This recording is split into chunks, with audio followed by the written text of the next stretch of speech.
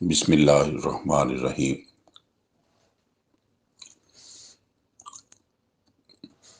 آج 21 سپٹمبر ہے، سن ہے 2022 اور دن ہے آج بدھ کا۔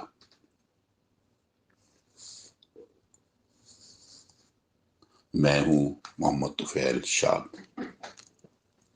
حاضرین و سامعین، ہمارا آج کا موضوع بھی وہی ہے جو پہلے میں نے پیش کیا تھا کہ قرآن کریم اپنی لغت آپ پیش کرتا ہے۔ آج اسی موضوع کے سلسلے میں ہماری دوسری قسط ہے، دوسرا سیشن ہے۔ تو چھٹا لفظ آج کے اسی موضوع کا ہم شروع کرتے ہیں، وہ ہے اذن۔ تو اسی طرح کا ایک لفظ ہے اذن، جس کا معنی اجازت و حکم بھی ہے اور قانون بھی ہے۔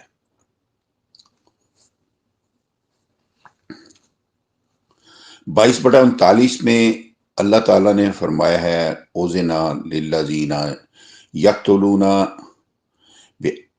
بأنہم ظلموا، جن لوگوں کے ساتھ جارحانہ جنگ کی جائے انہیں مدافعانہ جنگ کی اجازت دی گئی ہے۔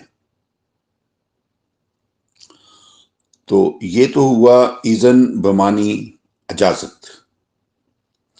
اس کے علاوہ قرآنی لغت کی روح سے اذن کا معنی قانون بھی ثابت ہے۔ جیسے 7/57 اور 58، 7/57 to 58۔ فَأَنزَلْنَا بِهِ الْمَاءَ فَأَخْرَجْنَا بِهِ مِنْ كُلِّ الثَّمَرَاتِ وَالْبَلَدُ الطَّيِّبُ يَخْرُجُ نَبَاتُهُ بِإِذْنِ رَبِّهِ وَالَّذِي خَبُثَ لَا يَخْرُجُ إِلَّا نَاقِدًا۔ پس ہم اس بادل کے ذریعے پانی نازل کرتے ہیں، پھر ہم اس پانی کے ساتھ ہر قسم کے میوے نکالتے ہیں، اور جو عمدہ زمین ہے اس کی نباتات اللہ کے اذن یعنی قانون کے ساتھ عمدہ اور تندرست پیدا ہوتی ہے، اور جو خبیث یعنی ناقص زمین ہے اس میں سے اللہ کے اذن یعنی قانون سے ناقص پیداوار ہی نکلتی ہے۔ تو سامعین کرام، غور کیجئے کہ ان آیات کریمات میں بتایا گیا ہے کہ اللہ کے اذن کے ساتھ عمدہ زمین سے عمدہ پیداوار نکلتی ہے اور ناقص زمین سے ناقص پیداوار نکلتی ہے، یعنی ناقص پیداوار ہوتی ہے، اور یہی اللہ تعالیٰ کا قانون جاریہ ہے جس کے لیے اذن کا لفظ جو ہے وہ لایا گیا ہے۔ بس ثابت ہوا کہ خود قرآنی لغت کی روح سے اذن بمانی قانون بھی ہے۔ اللہ تعالیٰ نے اپنے قانون کی اس حد تک اہمیت بیان فرمائی ہے کہ قرآن کریم کے متعلق جو مشہور ہے کہ اس کی آیات کریمات کے ساتھ خارق عادات کا ظہور ہو سکتا ہے، ایسے نظریات تک کا بطلان کے اعلان کر دیا گیا ہے، یعنی ایسے نظریات تک کا بطلان کر کے اعلان کر دیا گیا ہے کہ جادو، سحر وغیرہ کا روئے زمین پر وجود تک ہی موجود نہیں۔ جیسے اللہ تعالیٰ نے 13/31 میں فرمایا ہے کہ وَلَوْ أَنَّ قُرْآنًا سُيِّرَتْ بِهِ الْجِبَالُ وَقُطِّعَتْ بِهِ الْأَرْضُ وَكُلِّمَ بِهِ الْمَوْتَى بَلْ لِلَّهِ الْأَمْرُ جَمِيعًا۔ اگر کوئی پڑھنے کی چیز یعنی کوئی قرآن ایسا ہوتا جس سے پہاڑ چلائے جا سکتے، یا اس سے زمین کی مسافت طے کی جا سکتی، یا اس کے ذریعے مردوں کے ساتھ باتیں کی جا سکتی، تو اس قرآن کے ساتھ بھی ایسا ہو سکتا تھا۔ حقیقت یہ ہے کہ سب کے سب کام اللہ ہی کے لیے ہیں، یعنی اللہ کے قانون کے مطابق ہی طے پاتے ہیں۔ اب امر بمانی قانون بھی قرآن کریم ہی کے الفاظ میں ہم اس پر غور کرتے ہیں۔ 7واں لفظ ہے الامر۔ تو امر بمانی کام اور مہم بھی قرآن کریم میں آیا ہے۔ وَشَاوِرْهُمْ فِي الْأَمْرِ 3/159 3/159۔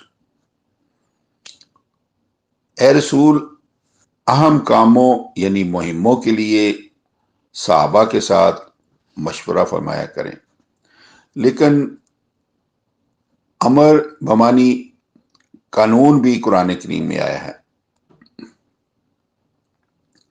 جیسے اللہ تعالیٰ نے فرمایا ہے الم ترى ان اللہ سخر لکم ما فی الارض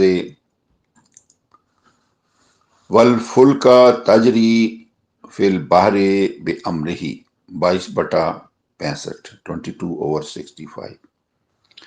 کیا تو نے غور نہیں کیا، یعنی تجھے غور کرنا چاہیے، یعنی تجھے غور کرنا چاہیے کہ بے شک زمین میں جو کچھ بھی ہے اللہ تعالیٰ نے تمہارے لیے مسخر کر دیا ہے، خصوصاً کشتیاں جو سمندر میں اللہ کے امر یعنی قانون کے ساتھ چلتی ہیں۔ غور کیجئے گا سامعین کرام کہ یہاں بتایا گیا ہے کہ کشتیاں اللہ کے امر کے ساتھ چلتی ہیں۔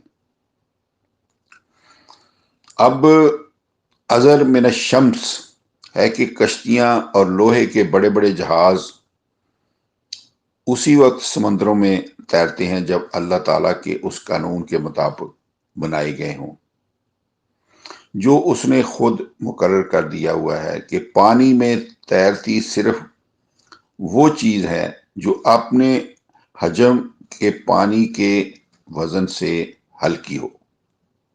جو چیز اپنے حجم کے پانی کے وزن سے بھاری ہو وہ ڈوب جاتی ہے۔ بس یہی اللہ تعالیٰ کا قانون ہے جس کے لیے اس آیت میں امر کا متبادل لفظ آیا ہے وَالْفُلْكَ تَجْرِي فِي الْبَحْرِ بِأَمْرِهِ۔ اب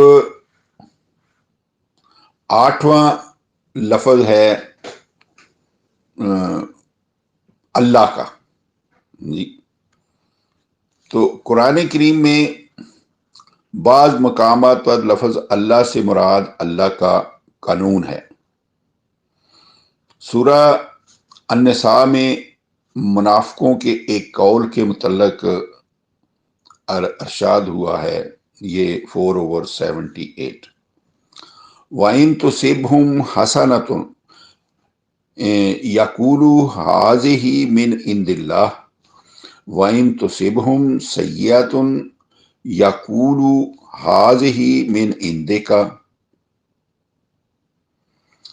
قُلْ كُلٌّ مِنْ عِندِ اللَّهِ فَمَا لِهَٰؤُلَاءِ الْقَوْمِ لَا يَكَادُونَ يَفْقَهُونَ حَدِيثًا 4/78۔ تو عام تراجم میں اس آیت کا معنی یہ لیا گیا ہے کہ ان منافقوں کو اگر کوئی فائدہ پہنچتا ہے تو کہتے ہیں یہ اللہ کی طرف سے آیا ہے، اور اگر کوئی نقصان پہنچتا ہے تو اے رسول آپ کو کہتے ہیں کہ یہ تیری طرف سے ہے۔ آپ کہہ دیجئے گا کہ نفع نقصان سب اللہ کی طرف سے ہے۔ پھر انہیں کیا ہو گیا ہے کہ یہ بات کو سمجھنا نہیں چاہتے؟ تو یہ ترجمہ کیا ہے شاہ اشرف علی صاحب اور مولوی احمد علی صاحب मौलवी सनाउल्लाह साहब और मकबूल अहमद शाह साहब जो अहले तशी हैं। अब सामीन कराम गौर कीजिए कि इस कुल्लु मिन इंदिल्लाह है का मफहूम रवायती तराजम ने ये लिया है कि नफ़ा नुकसान सुख दुख सब अल्लाह की तरफ से। कुतुब रवायात में है कि भलाई और बुराई रोज़े अज़ल की लिखी हुई है। ये हवाला बुखारी शरीफ किताब सलात का है। तो ये जो आयत मैंने आपके सामने बयान की है, इसमें मुनाफिकों को इसी रवायती मफहूम की मुखालफत पर तंबीह की गई है कि उन्हें क्या हो गया है कि ये भलाई को अल्लाह की तरफ और बुराई को रसूल की तरफ क्यों मंसूब करते हैं, बल्कि चाहिए कि ये भलाई और बुराई दोनों को अल्लाह ताला की तरफ मंसूब करें। लेकिन यहाँ ऐसी ठोकर खाई गई है कि अगर इसको समझा ना जाए और इस आयत बाला का मफहूम मंशा अलाई के मुताबिक ना लिया जाए तो इससे अगली आयत मजीदा माज़अल्लाह अस्तगफिरुल्लाह मुनाफिकों के कौल की तस्दीक और अलाही कौल की तकजीब करती है। वो है 4/79 यानी 4/79। मा असाबका मिन हसनती फमिन अल्लाह व मा असाबका मिन सय्याते फमिन नफ्सिका। ए रसूल, आपको जो भलाई पहुंचती है बस वो अल्लाह की तरफ से है, और जो आपको बुराई पहुंचती है वो खुद आपकी तरफ से है। अब गौर फरमाइए सामीन कराम कि 4/78 में मुनाफिकों के मुतल्लक भी उनके लिए इसी कौल की खबर दी गई है कि भलाई अल्लाह की तरफ से है और बुराई आपकी तरफ से है। और यहाँ भी यही कुछ कहा जा रहा है कि भलाई अल्लाह की तरफ से और बुराई आपकी तरफ से। तो फिर मुनाफिकों पर ला यफ़क़हूना हदीसा की तंबीह नाज़िल करना ये कहाँ का इंसाफ है। हकीकत हाल, अब चूंकि अल्लाह ताला इस ऐब से पाक है कि अगर मुनाफिक भलाई को अल्लाह की तरफ और बुराई को रसूल की तरफ मंसूब करें तो उन्हें वो डांट पला दे, और आप अगली ही आयत में वही कुछ कह दे जिस पर मुनाफिकों को मुतनब्बे किया गया है। फलिहाजा 4/78 के अल्फाज हाज़े ही मिन इंदिल्लाह में लफ्ज़ अल्लाह से मुराद अल्लाह है, और कुल्लु मिन इंदिल्लाह में लफ्ज़ अल्लाह से मुराद अल्लाह का कानून है। और आयत मजीदा 4/79 यानी 4/79 इसी मफहूम की ताईदी और तफसीरी आयत है। अब हर दो आयात करीमात का मुसलसल कुरानी मफहूम जो है वो आप सामीन कराम मुलाजा फरमाएं।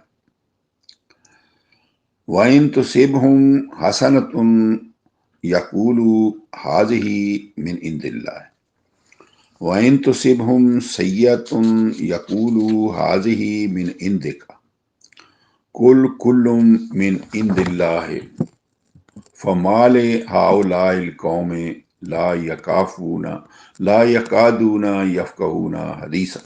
4/78।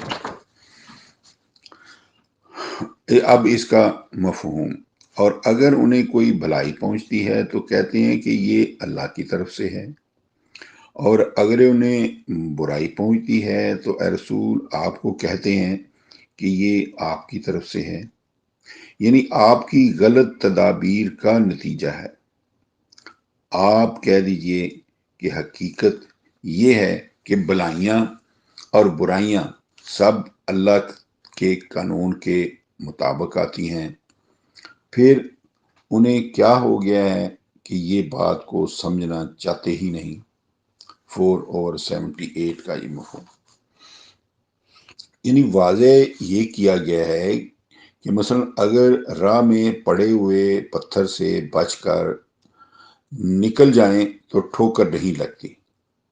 یہ بلائی بھی اللہ کے قانون کے مطابق آتی ہے کہ پاؤں اس کے لیے محفوظ رہا ہے کہ پاؤں اور پتھر کا تصادم نہیں ہوا، اور اگر غفلت و بے توجہی کی بدولت پاؤں اور پتھر میں تصادم ہو جائے تو یہ تکلیف اور برائی بھی اللہ تعالیٰ کے قانون کے مطابق آتی ہے کہ پاؤں اور پتھر کے تصادم میں پتھر کا کچھ نہیں بگڑے گا، پاؤں ہی زخمی ہوگا۔